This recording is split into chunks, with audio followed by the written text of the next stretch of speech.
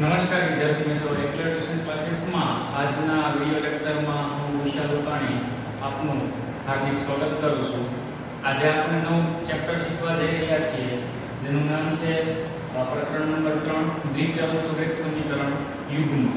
ધોરણ 9 માં આપણે દ્વિચલ સુરેખ સમીકરણ વિશે આપણે થોડું ભણ્યા હતા. આજે ભણવાના છીએ દ્વિચલ સુરેખ સમીકરણ યુગ્મ. યુગ્મ એટલે મતલબ થાય કે જોડી. શાની જોડી? તો આપણે ટાઇટલ થી સમજીએ. દ્વિચલ એટલે કે એવું સમીકરણ કે જેમાં ચલની સંખ્યા હોય છે બે. સામાન્ય રીતે આપણે ચલની સંખ્યા x અને y લઈએ છીએ. દ્વિચલ સુરેખ, સુરેખ એટલે રેખા, સીધી રેખા ના સમીકરણની યુગ્મ એટલે થાય જોડી. એટલે કે બે ચલ વાળા રેખાના સમીકરણની જોડી વિશે આપણે વાત કરવાની છે. તો સૌપ્રથમ આપણે સમીકરણ છે એનું વ્યાપક સ્વરૂપ જોઈએ. તો દ્વિચલ સુરેખ સમીકરણ છે એનું વ્યાપક સ્વરૂપ એક આવું છે: ax + by + c = 0, જ્યાં બે ચલ છે x અને y અને બાકીના a b c છે અચળાંક છે. abc belongs to r જે વાસ્તવિક સંખ્યામાંથી લેવામાં આવે છે. તથા બીજી એક શરત છે a² + b² is not equals to 0. એનો મતલબ એવો થશે કે a અને b એક સાથે ક્યારેય પણ શૂન્ય હોઈ શકે નહીં. જો a અને b એક સાથે શૂન્ય થાય તો બંને પદ શૂન્ય થાય તો c = 0 જે સંભવ નથી. બરાબર? કોઈ પણ સમીકરણ છે એને દ્વિચલ સુરેખ સમીકરણ બનવા માટે એટલીસ્ટ કોઈ પણ એક ચલ હોવો પડે. ચલ x ઓન્લી હશે તો પણ ચાલશે, ચલ y હશે તો પણ ચાલશે અને બંને હોય તો પણ ચાલશે. આ છે એના વ્યાપક સ્વરૂપની વાત. હવે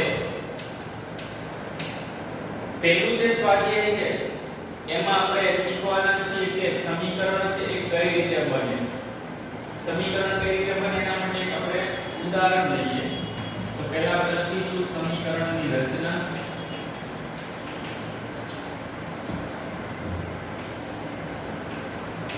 અને ઉકેલ.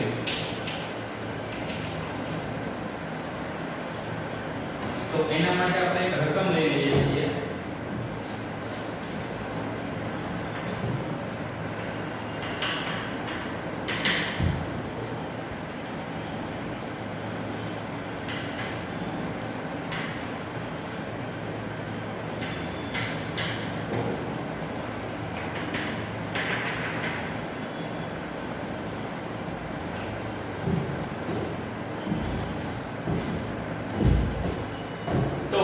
રકમ લઈએ કે આ પ્રમાણે છે કે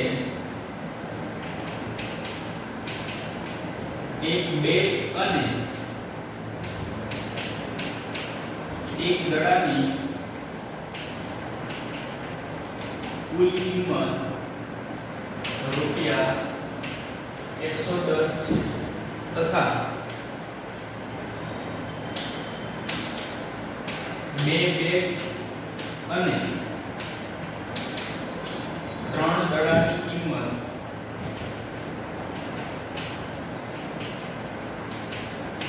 રૂપિયા 230 છે. હવે આ સમીકરણ છે આ તમને એક વિધાન આપેલું છે. આ વિધાન આપણે કહીશું પુટ પ્રશ્ન. હવે અહીંયા આ બંને વિધાન છે એના પહેલા આપણે સૌપ્રથમ સમીકરણ બનાવતા શીખીએ. તો સમીકરણ બનાવવા માટે શું કરીશું? સૌપ્રથમ તો આપણને જે રકમમાં માહિતી આપેલી છે એ શાની માહિતી આપેલી છે નક્કી કરીશું. તો સૌપ્રથમ આપણે જોઈએ તો અહીંયા બે પ્રકારની કિંમતો આપેલી છે. એક છે બેટ અને બીજું છે દડો. તો બેટ અને દડો છે એ બંને કિંમતો છે એ કુલ કિંમત થશે 110. એટલે બંને કિંમતોનો સરવાળો થશે 110. આપણે ધારણા કરવાની થાય ગમે ત્યારે ચેપ્ટર નંબર 3 ના દાખલા ગણીએ તો હંમેશા આપણે બે ચલ લેવાના આવે, ચલ x અને ચલ y. તો કોને ચલ x ધારવો, કોને ચલ y ધારવો એ સંપૂર્ણ સ્વતંત્ર છે. એનામાં કોઈ રૂલ્સ નથી કે ભાઈ આને x ધારવો અને y ધારવો એમ. તો આપણે ધારી લઈશું કે બેટની કિંમતને x ધારીશું અને દડાની કિંમતને ધારીશું y. તો ધારણા કરીએ. ધારો કે એક બેટની કિંમત બરાબર રૂપિયા x અને એક દડાની કિંમત બરાબર રૂપિયા વાય. હવે આપણે અહીંયા જોઈએ તો એક શરત આપી છે એ કે એક બેટ અને એક દડાની કિંમત છે 110 રૂપિયા. તો આપણે લખીશું કે પ્રથમ શરત મુજબ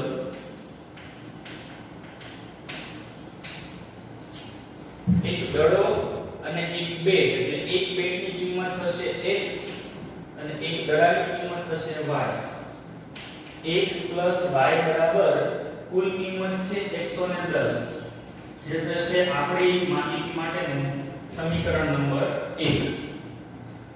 પ્રથમ શરત મુજબ x y બરાબર 110 થશે. હવે આપણે લઈએ બીજી શરત કે બે બેટ અને ત્રણ દડાની કુલ કિંમત રૂપિયા 230 છે. તો લખીશું કે બીજી શરત મુજબ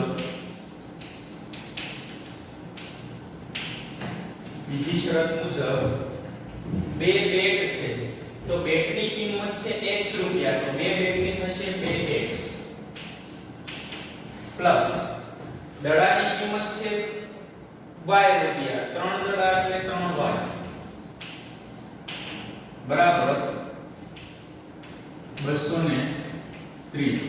આ છે આપણું સમીકરણ નંબર 2. પહેલું અને બીજું સમીકરણ છે એ આપણા દ્વિચલ-સુરેખ સમીકરણ યુગ્મ કહેવાય. તો એક પ્રકારનો પ્રશ્ન એવો પૂછાય એક માર્ક્સમાં અથવા બે માર્ક્સમાં કે સમીકરણની રચના કરો. તો આપણે અહીંયા દ્વિચલ-સુરેખ સમીકરણની રચના કરી, બરાબર છે. હવે આ સમીકરણના આપણે ઉકેલ મેળવવાનો છે. તો ઉકેલ મેળવવા માટે અહીંયા આપણા ચેપ્ટરમાં ત્રણ રીત છે. દ્વિચલ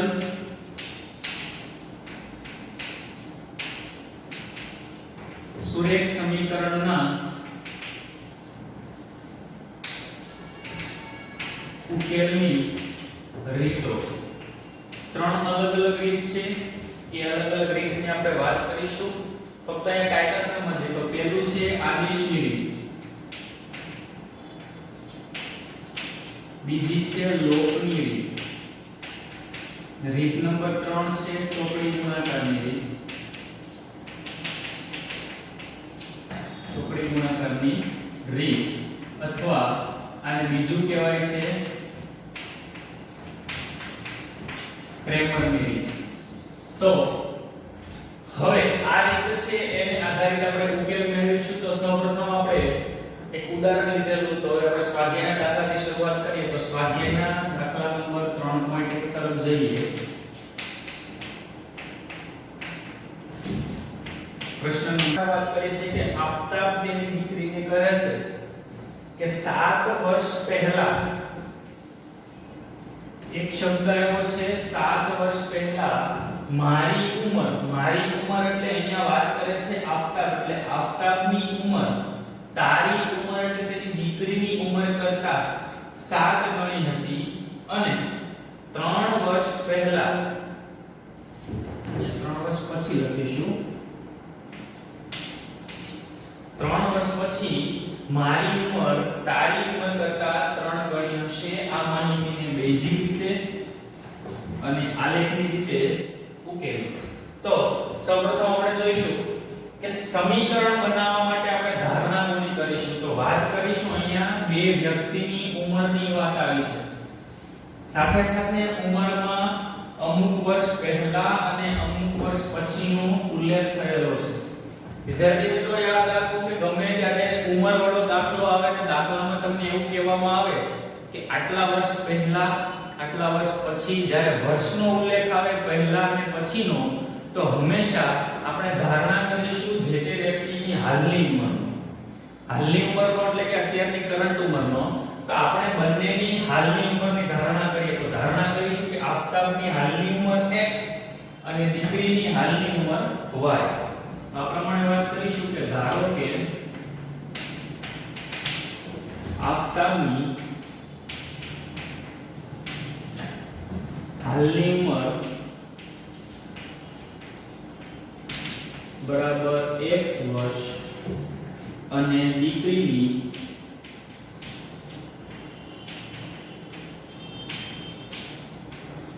હાલની ઉંમર બરાબર y વર્ષ.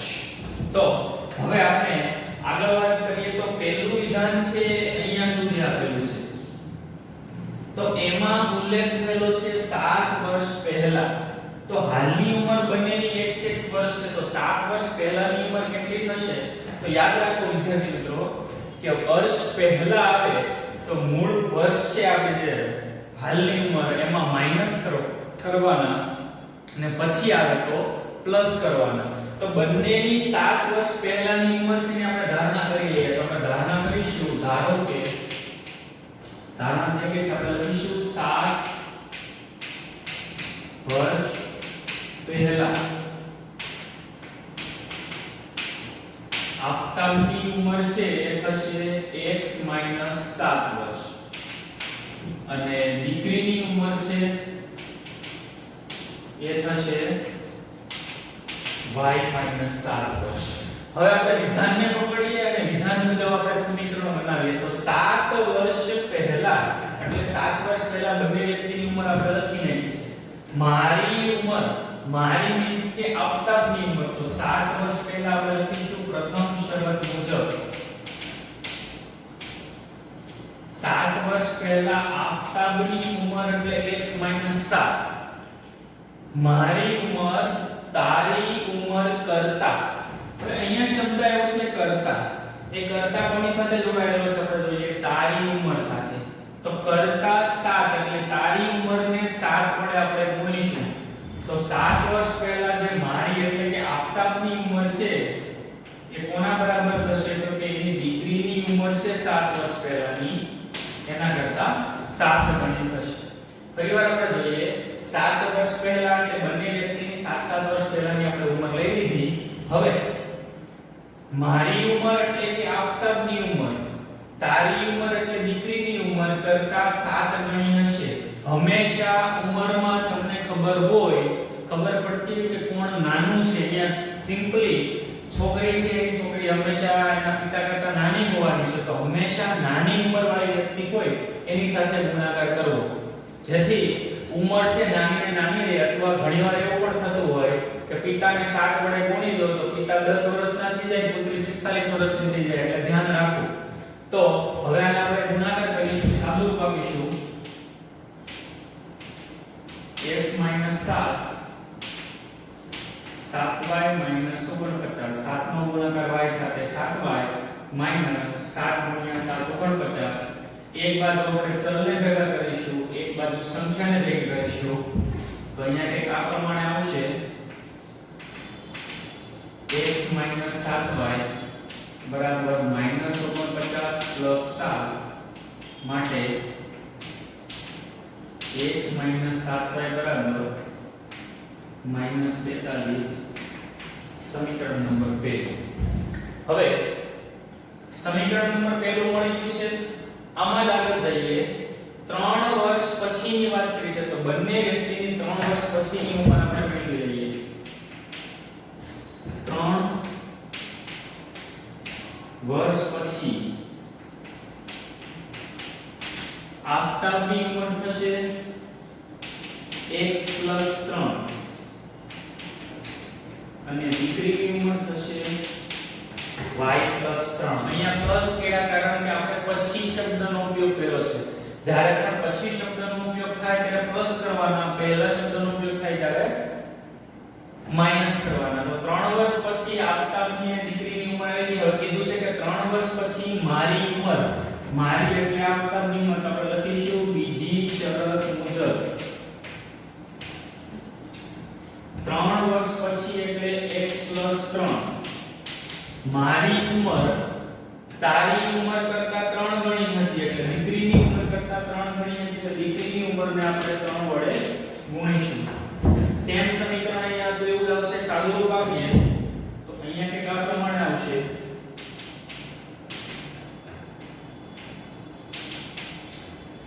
x 3 બરાબર 3y 9.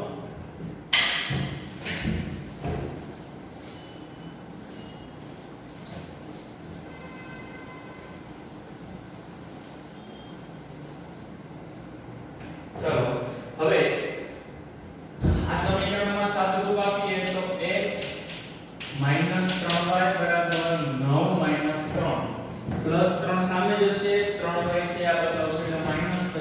અહીંયા સમીકરણ મળશે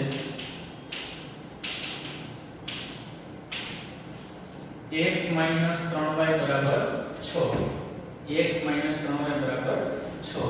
હવે અહીંયા આગળ આપણે જોઈશું તો આ બે સમીકરણ છે. બે સમીકરણને બેઝિક રીતે ઉકેલવાના છે. તો બેઝિક રીતે ઉકેલવા માટે આપણી પાસે ત્રણ રીત છે. એમાંથી કોઈ પણ રીત વાપરી શકીએ. આપણે સૌપ્રથમ આદેશની રીત વાપરીશું. આદેશની રીત કઈ રીતે મળે એની વાત કરીશું. તો કોઈ પણ બે સમીકરણ છે એમાંથી જે સિંગલ ચલ હોય x અથવા y એને આપણે કર્તા બનાવીશું. તો આપણે લખીએ અહીંયા સમીકરણ 1 પરથી સમીકરણ 1 પરથી સમીકરણ 1 કંઈક આ પ્રમાણે આપેલું છે x 7y બરાબર -42. જેમાં આપણે ચલ x ને કરતા બનાવીશું તો 7y સામેની બાજુ જશે એટલે -7y સામે જાય તો થાય +7y એટલે x બરાબર 7y - 42 આપણને x ની કિંમત મળી. હવે આ કિંમતને આપણે મૂકીશું સમીકરણ 2 માં. 1 માંથી બનાવીને મૂકવાના ક્યાં 2 માં. તો 2 માં આપણે સમીકરણ 2 લખી નાખીએ. હવે x ની કિંમત મૂકીશું આપણે 7y -42. આ x ની કિંમત આવી -3y બરાબર 6. તો 7y માંથી 3y જાય તો આવશે 4y. 6 માંથી સામે 42 પ્લસ થશે એટલે 6 ને 42 42 ને 6 48 માટે y બરાબર આવશે 48 ભાગ્યા 4 માટે y બરાબર આવશે 12. હવે આ y બરાબર 12 છે. y બરાબર 12 લેતા એને આપણે મૂકીશું અહીંયા x ની કિંમતમાં. x ની કિંમત છે x બરાબર 7y - 42 7 × 12 - 42 x બરાબર 12 ગુણ્યા આપણે 7 કરીએ 12 5 84 -42 એટલે x બરાબર આવશે 4 માંથી 2 જાય તો 2 અને 8 માંથી 4 જાય તો 4. તો x બરાબર મળ્યા 42. હવે આ શું છે તો કે x બરાબર ધારણા કરી હતી આફતાબની હાલની ઉંમર અને y બરાબર ધારણા કરી હતી દીકરીની હાલની ઉંમર. આન્સર લખશું કે આફતાબની હાલની ઉંમર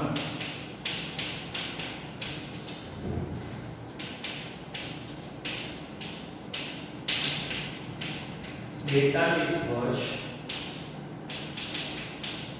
દીકરીની હાલની ઉંમર બરાબર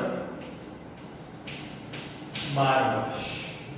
દીકરીની અને આફતાબની બંનેની ઉંમર મળી ગઈ છે. મિત્રો યાદ રાખવું કે આ દાખલામાં આપણે જવાબ છે એ સવાલ પરથી નક્કી કરી શકીએ એટલે કે એનું વેરિફિકેશન કરી શકીએ સાચો છે કે ખોટો છે. ચાલો ચેક કરીએ. 7 વર્ષ પહેલાની વાત કરી છે તો આફતાબની ઉંમર છે 42 વર્ષ, દીકરીની ઉંમર છે 12 વર્ષ.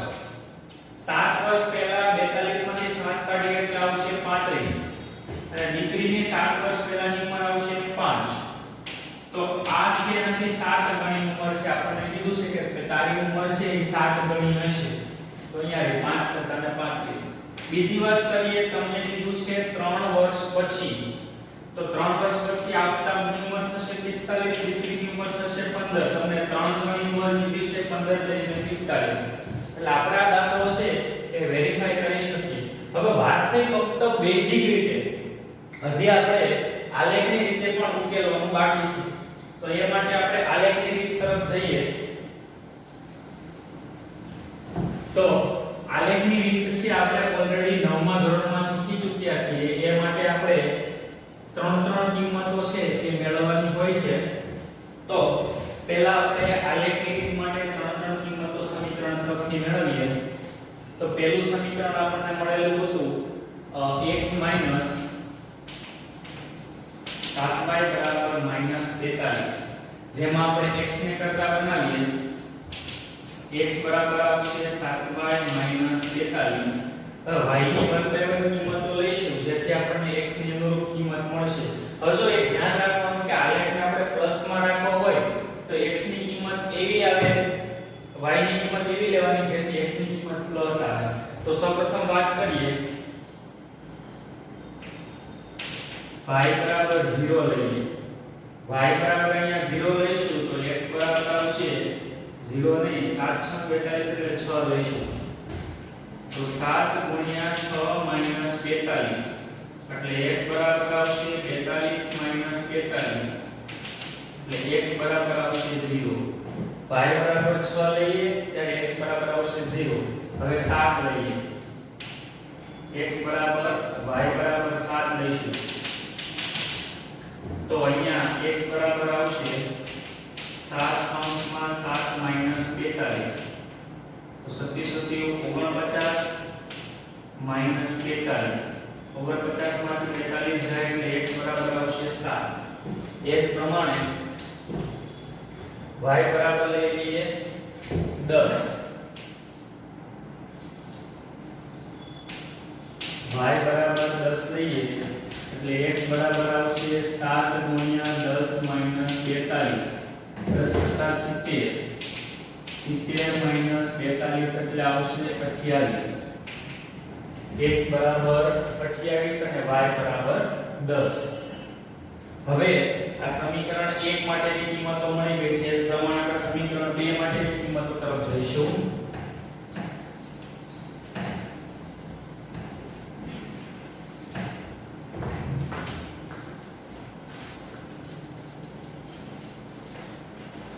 તો સમીકરણ 1 માં આપણને જે x અને y ની કિંમત મળેલી હતી એનો આપણે બોક્સ બનાવી લઈએ.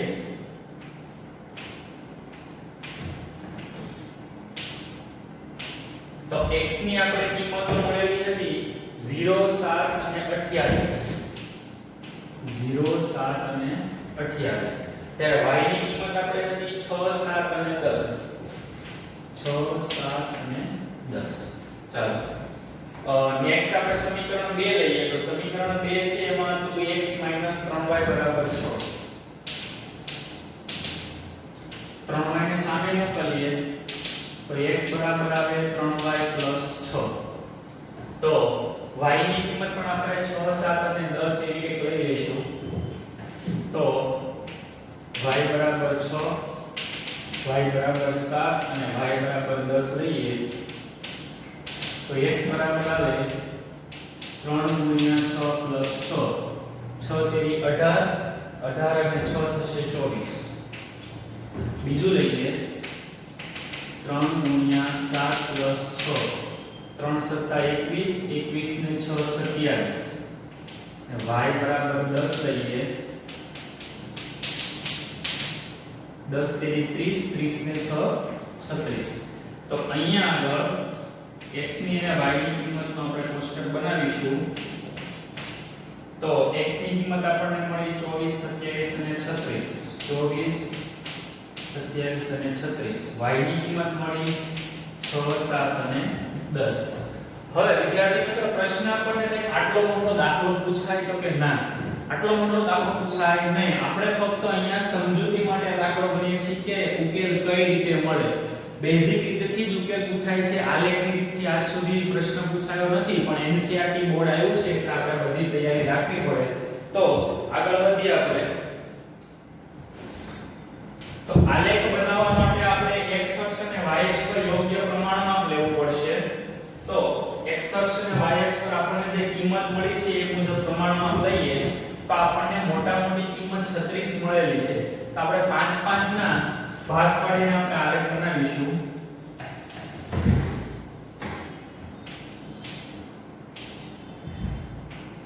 x અક્ષ અને y અક્ષ. તો 0 5 10 15 20 25 30 35 40 અને 45 જે પ્રમાણે અહીંયા 5 5 ના લઈએ 5 10 આપણે અહીંયા તો બહુ મોટા માપ નથી લીધા એટલે આપણે અહીંયા બે બે માપ લઈશું 2 4 6 8 યોગ્ય પ્રમાણમાં લઈ શકીએ. x અક્ષ પર x ની બરાબર 5 એકમ લીધા અને y અક્ષ પર x ની બરાબર 2 એકમ લીધા. એ આપણે અહીંયા કિંમતો મળી છે એના પર આપણે આગળ રાખીશું. તો સૌપ્રથમ આપણને જોડી મળી છે x અક્ષ પર 0 અને y અક્ષ પર 6. x અક્ષ પર 0 અને y અક્ષ પર 6 એટલે આ વાળી કિંમત. બીજું x અક્ષ પર 7 અને y અક્ષ પર 7. x અક્ષ પર 7 એટલે સમથિંગ અહીંયા કંઈક આવશે અને y અક્ષ પર 7 એટલે અહીંયા કંઈક આવશે.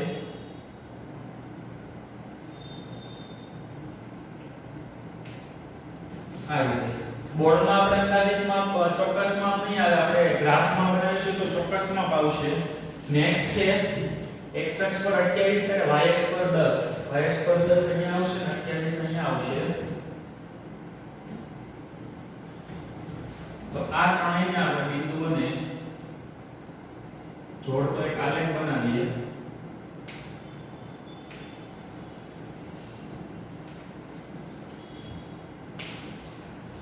એ જ પ્રમાણે નેક્સ્ટ થઈએ બિંદુ આ રેખા y માટે 24 અને 6. તો 24 અહીંયા આવશે 6 અહીંયા આવશે એટલે આપણી કિંમત મળશે કે આ પ્રમાણે. નેક્સ્ટ છે 27 અને 7. 27 અને 7 માટે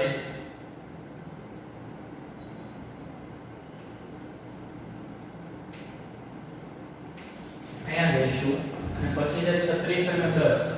36 અને 10 માટે આપણે જઈશું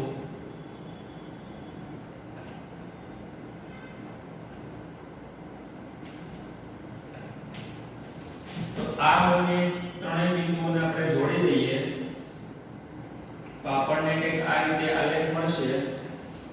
હવે આ આલેખનો આપણે ઉકેલ મેળવવાનો છે. તો ઉકેલ મેળવવા માટે આપણે છેદ બિંદુ બંનેના ક્યાં મળે છે એ જોવાનું છે. જો કે આપણે ચોક્કસ આલેખ નથી બનાવ્યો પણ આપણે આલેખ પત્રમાં બનાવીશું. તો આ બિંદુ છે આપણને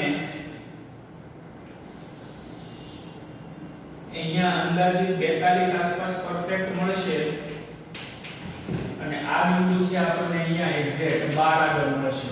તો અહીંયા છેદ બિંદુ છે એ લખાય 42 અને 12 જે આપણો ઉકેલ આવ્યો હતો એ. બરાબર. તો આલેખની રીતે આપણને આ રીતે ઉકેલ મળશે તો આપણે લખીશું ઉકેલ xy બરાબર 42 અને 12. હવે 42 અને 12 શું છે તો કે 42 એ આફતાબની હાલની ઉંમર છે અને 12 એ તેની દીકરીની હાલની ઉંમર છે. તો આન્સરમાં લખવાનું કે માટે આફતાબની હાલની ઉંમર બરાબર 42 વર્ષ અને દીકરીની હાલની ઉંમર બરાબર 12 વર્ષ. તો આ મુજબ આટલી લાંબી પ્રોસેસ થી આપણે આલેખની રીતે ઉકેલ મેળવી શકીએ. જો કે આલેખની રીતે ઉકેલ મેળવવાના દાખલા અત્યાર સુધી પૂછાયા નથી પણ આપણે એવી તૈયારી રાખી શકીએ કે જો પૂછાય તો આપણે